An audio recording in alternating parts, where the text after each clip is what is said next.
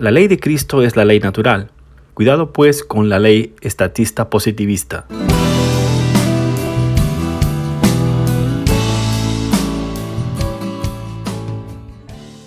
El mensaje libertario de Cristo, parte 3.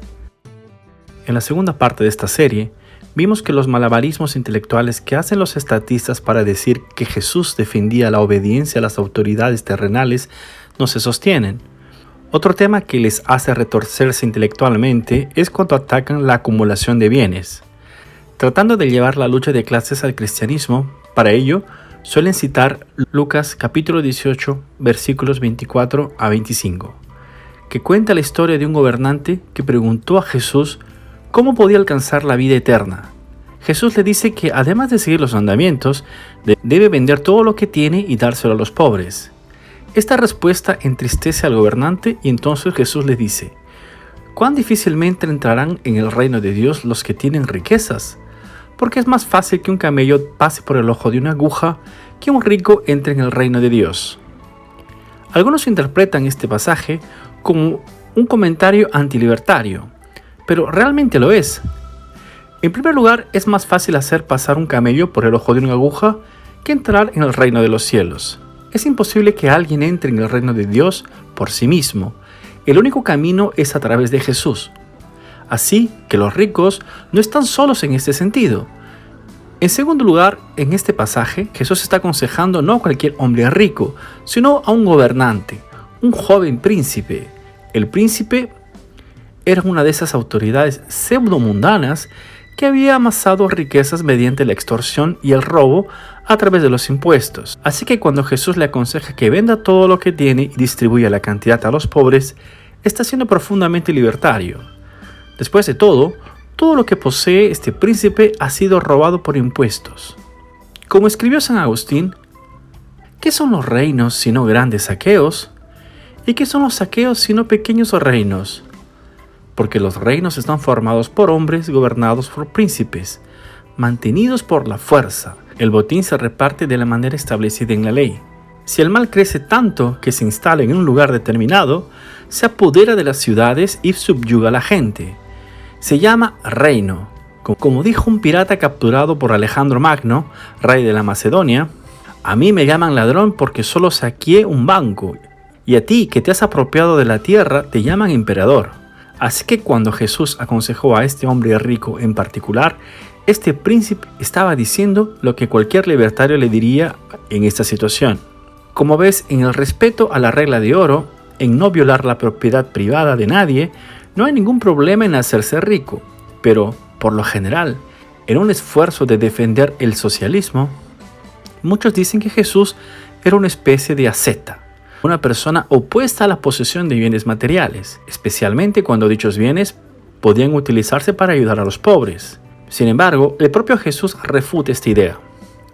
Estando Jesús en Betania, en casa de Simón, se le acercó una joven mujer con un frasco de alabastro que contenía un perfume muy caro. Lo derramó sobre la cabeza de Jesús mientras estaba sentado a la mesa. Al ver esto, sus discípulos se indignaron y dijeron: ¿por qué este despilfarro? Este perfume podría venderse a un alto precio y el dinero podría dárselo a los pobres. Al darse cuenta, Jesús les dijo: ¿por qué molestáis a esta mujer? Me ha hecho una buena obra, porque siempre tendréis a los pobres con vosotros, pero no siempre me tendréis a mí. Cuando derramó este perfume sobre mi cuerpo, lo hizo para prepararme para el entierro. En verdad os digo, que donde quiera que se predique este evangelio, en todo el mundo, también se hablará de lo que ella ha hecho para que se recuerde. Este episodio demuestra inequívocamente que la idea de que Jesús era un asceta no se sostiene.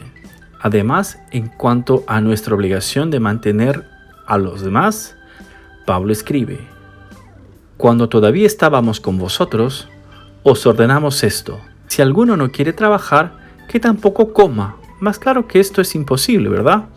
Una de las cosas que molesta a los socialistas es el tema de la usura, es decir, el cobro de interés. La única vez que Jesús comentó el tema se mostró claramente a favor. En la parábola de los talentos, un hombre que viaja a un lugar lejano deja a sus 3 sirvientes algunos talentos para que los aprovechen al máximo en su ausencia. Los 2 primeros siervos invierten sus talentos y obtienen el doble de lo que tenían originalmente. El tercero cava un agujero en el suelo y guarda lo que tenía allí. Cuando el amo regresa, se alegra al saber que sus 2 primeros criados han hecho buenas inversiones y han duplicado su capital. Sin embargo, cuando descubre que el tercer sirviente solo le ha entregado la cantidad inicial, lo reprende con dureza. Pero también se acercó el que había recibido un talento y dijo: «Señor, te conozco, sé que eres un hombre duro, que cosechas donde no has sembrado y recoges donde no has esparcido. Y tuve miedo y escondí tu talento en la tierra. Aquí está lo que es tuyo». Pero su amo respondió y le dijo: «Siervo malo y negligente, ¿sabes que cosecho donde no he sembrado y recojo donde no he esparcido? Entonces deberías haber dado mi dinero a los banqueros, y cuando viniera recibirías el mío con interés». Alguien podría señalar que en Lucas capítulo 6, versículo 34-35, Jesús nos dijo que prestáramos sin esperar nada a cambio. Sin embargo, lo dijo en un contexto más amplio, relacionado con el perdón de los agravios cometidos contra nosotros, incluido las deudas impagadas. Un cristiano no puede abogar por el uso de la agresión estatal contra las personas que aceptan voluntariamente algo.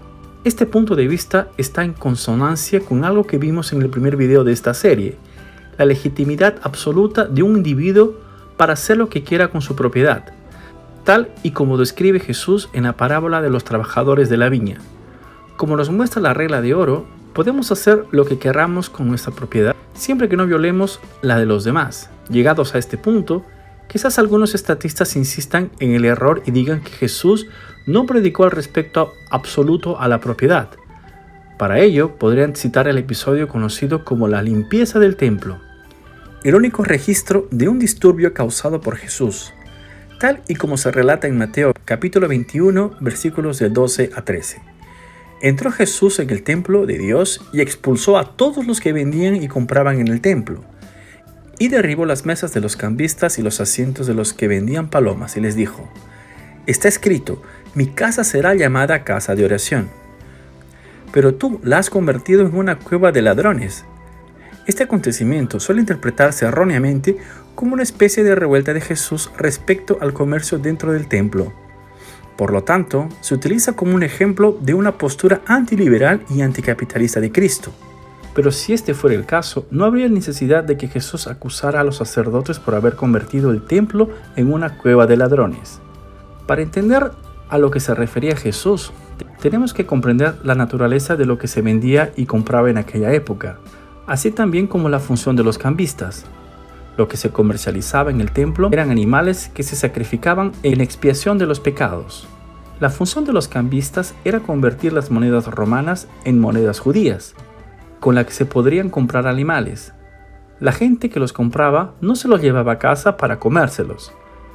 Si este fuera el caso, Jesús no tendría ninguna razón para oponerse al comercio que se realizaba en este momento, y ciertamente no tendría ninguna razón para acusar a los sacerdotes de robo. De hecho, los animales permanecían en el templo para ser sacrificados por los sacerdotes. De este modo, el que comprase el animal y lo ofreciera en sacrificio tendría sus pecados perdonados. Cuando Jesús acusó a los sacerdotes que llevaban a cabo esta práctica, estaba diciendo que se estaba perjudicando a las personas que compraban los animales para ser sacrificados y para que se les perdonaran sus pecados. Por lo tanto, los sacrificios de animales no hacían nada por sus pecados. En otras palabras, los sacerdotes estaban engañando a la gente, vendiendo algo que no lograba el resultado pretendido. Por lo tanto, los sacerdotes estaban cometiendo un fraude, una violación a la propiedad privada. Ahora, démonos cuenta de lo que estaba en juego allí. Jesús vino a salvar las almas y allí había gente engañada creyendo que los sacrificios estaban salvando las almas. Como se dice en Hebreos capítulo 10, versículo 4, porque es imposible que la sangre de toros y machos cabríos quite los pecados. Siendo el Mesías, Jesús estaba en una posición única para determinar con precisión si estos sacrificios de animales cumplían o no lo que reclamaban por ellos. Y Jesús mostró a los sacerdotes que estaban engañando al pueblo. Así utilizó la fuerza necesaria para detener la agresión, la posición que mucho más tarde defendería la teoría libertaria. Es importante señalar que solo un verdadero profeta de Dios podría haber tomado esta medida, pues cualquier persona normal no tendría la información necesaria para detectar el engaño. Siendo así, no solo el uso de la fuerza por parte de Jesús fue bastante libertario, sino que dicho uso habría sido inapropiado por cualquier otra persona. Además, el templo estaba dedicado a Dios, considerándose el templo como una casa de Dios. Así pues, Jesús se limitó a dar la vuelta a sus propias mesas en su propia casa, sin imponer las manos a nadie. Entendido así, Jesús ni siquiera utilizaba la fuerza retributiva contra la propiedad ajena. En la época de Jesús, al igual que hoy, los legisladores, jueces, fiscales y abogados tenían un sistema diseñado solo para ellos. No solo escribieron las leyes, sino que enriquecieron persiguiendo y defendiendo a los ciudadanos de estas mismas leyes. Al igual que hoy, el sistema judicial estatal y monopólico era lo que garantizaba el poder a los políticos. Así, tanto entonces como ahora, existía un incentivo perverso para que la legislación fuera la más arcana, inteligible, contradictoria y numerosa posible, lo que hacía que los servicios de los participantes en este sistema fueran cada vez más demandados. Los sistemas judiciales estatales se basan en este principio satánico, y no en la ley natural, la regla de oro, la ética de la propiedad privada. Jesús advirtió a los participantes en este sistema que estaban arriesgando sus almas. Pero ay de vosotros, maestros de la ley y fariseos hipócritas, porque cerráis el reino de los cielos a los hombres, y no entráis ni dejáis entrar a los que quieran entrar. Y de nuevo, en cuanto a vosotros, expertos de la ley, dijo Jesús, ay de vosotros también, porque cargáis a los hombres con las cargas que apenas pueden soportar, y vosotros mismos no movéis un dedo para ayudarlos.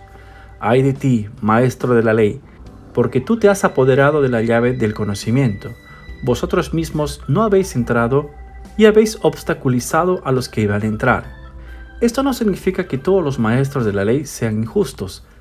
Hay quienes defienden heroicamente a la gente de las leyes injustas de las que fueron responsables sus colegas. Sin embargo, son una minoría, gracias a los incentivos perversos que existen en el sistema. En consonancia con la advertencia de Jesús contra los maestros de las leyes, está el consejo que dio para evitar a toda costa los tribunales estatales, como se relata en Mateo capítulo 5, versículo 25.